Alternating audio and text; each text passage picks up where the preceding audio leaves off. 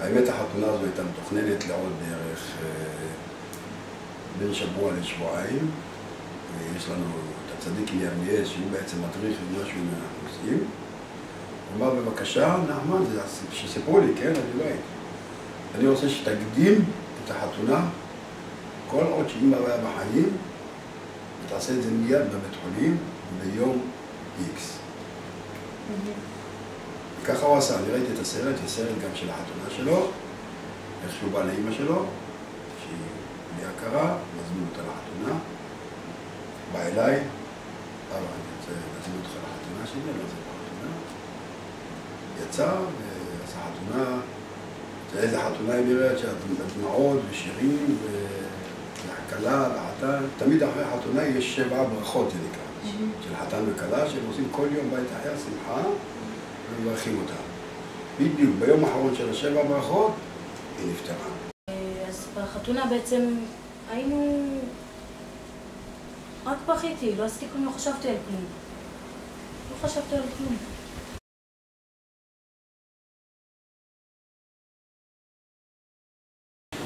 ויש בפנים, בתוך השרשרת הזו, יש קמיע, מה שנקרא.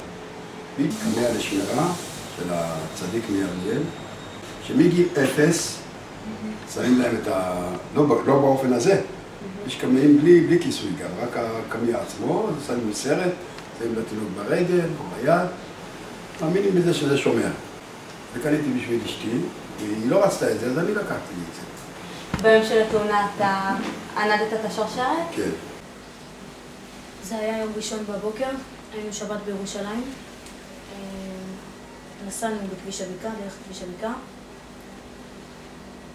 אבא שלי כנראה, לא יודעת, או שנרדם, או שהוא... לא יודעת, הוא אמר שהוא לא ראה את הטרקטור. היה טרקטור גדול עם מאחור הריסוס. פשוט התקענו בו, היה בום חזק. כאילו, אני ציפיתי שההורים שלי יקומו ויגידו לי, פגי זה בסדר, הכל בסדר, אבל... נשארתי ברצפה של הרכב וכאילו...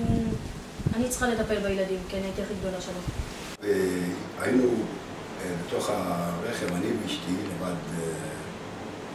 כלואים, איך אומרים? כלואים? שני הדלתות לא נפתחו, שלי בטח שלו, והתאונה היה בעיקר בצד של הנהג, ולא יודע איך עוד היה לי את הסבלנות ולאסוף את את הדברים לידי, של התיק של אשתי, טלפונים, וקראתי לפייגל הגדולה, והתפילין שלי, והבנתי שאני אותו, אני הולך להתפלל, עוד שעה, שעתיים, אני אולי איזשהו טיפול, משהו, נתתי לה את התיק, אמרתי לה, בבקשה, את זה תחצינה ותביא את זה יותר.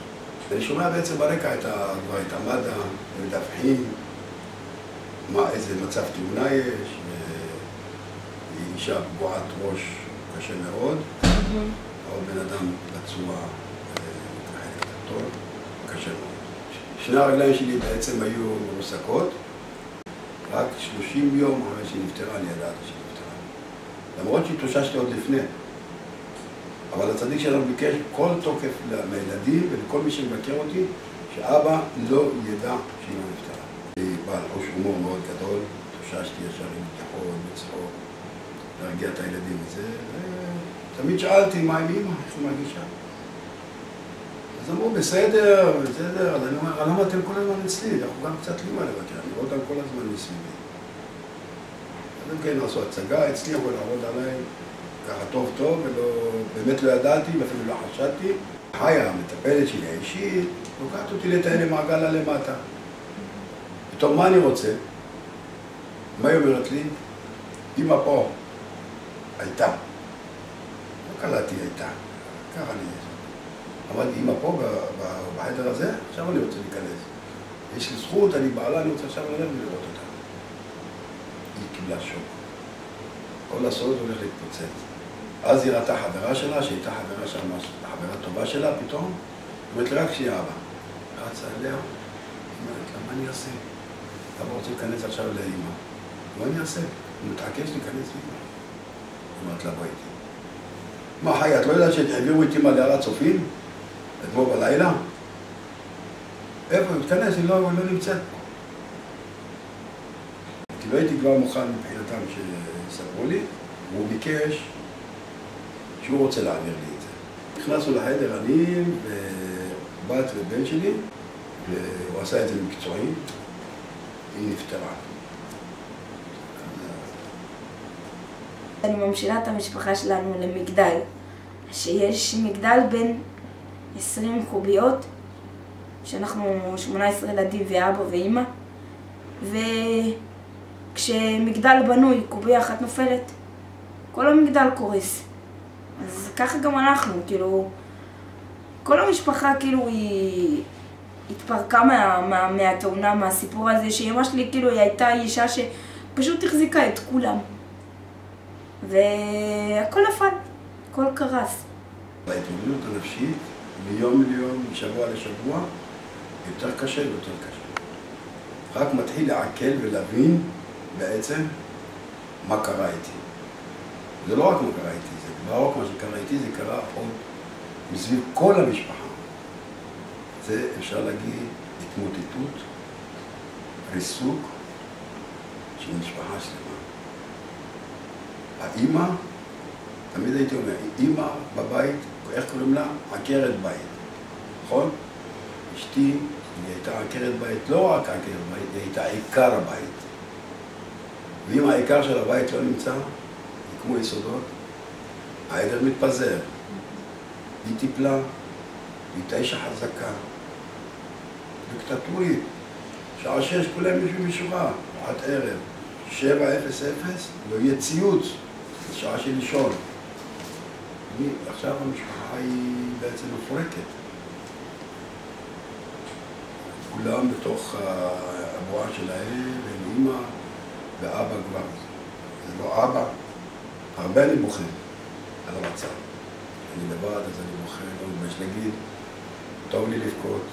אני מרגיש שאני צריך לבכות, בגלל שכן קרה המצב. שואלים אותי, מה הדבר הכי שאת היית רוצה בחיים עכשיו כרגע? כולם חושבים שאני אגיד, אני רוצה לראות. תאמיני לי, יש לי דברים יותר חשובים שהייתי רוצה מלראות. זה לא מעניין אותי בכלל. היא הייתה, בוא נגיד, העיניים שלי. הכי חשוב למשפחה שעברה כזו טראומה, כזו קשה, זה להתאחד. אח יעזור לשני בכל מה שאפשר, שלא יהיו ויכוחים ביניהם, שלא יהיו מחלוקת ביניהם, שכל שמחה כולם יפגשו, שאפילו אם אפשר נשיקה אחד לשני לתת, נוריד את כל המסכים שיש ביניהם, מחלוקות, ויכוחים שהיו, שיתחילו לחיות ביחד, למה רק זה מה שיעשה להם טוב, וכמה שאנחנו מאמינים והם מאמינים, שאם הם יהיו באחדות ובאהבה, זה יעשה טוב לאמא שלהם שהם אוהבים אותם.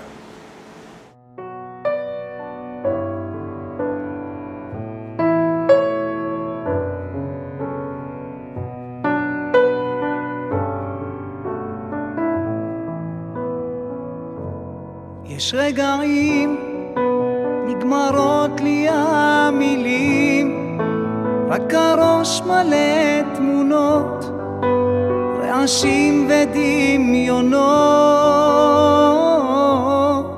רגעים, נגמרים ההסברים, רק הלב עובד שעות, לכסות את הדמעות.